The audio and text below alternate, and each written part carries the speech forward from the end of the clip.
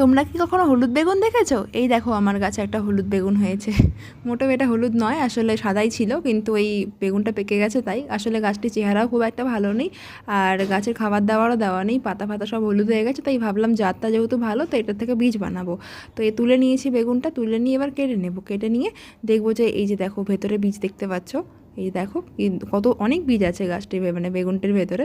তো এই বীজগুলোকে ভাবলাম বসিয়ে দেবো, তাহলে নতুন চারা হবে, সেগুলো থেকে ভালো গাছ হবে, সেগুলোকে যত্ন করব। তো এইভাবে দেখো সবটা যতটা বীজ পাওয়া যাচ্ছে মোটামুটি 2-3টে স্লাইস করে, অনেকগুলো বীজ আছে যদিও, তো সেগুলোকে আমি সব বসিয়ে দেবো মাটিতে। তো এই দেখো, আর যেগুলো গোটা গোটা ছিল সেগুলোকে মাটিতে ভেতরে পুঁতে দেবো, তাহলে এগুলো নষ্ট হয়ে গিয়ে বীজটা থেকে গাছ বেরোবে।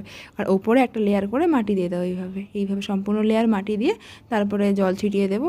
বেগুনের চারা বেরোতে একটু সময় লাগে। তো ফাইনালি দেখলাম আজ 10 দিন পরে সেই বেগুনের গাছ থেকে এই যে ছোট ছোট চারা বেরিয়েছে এই টবটা।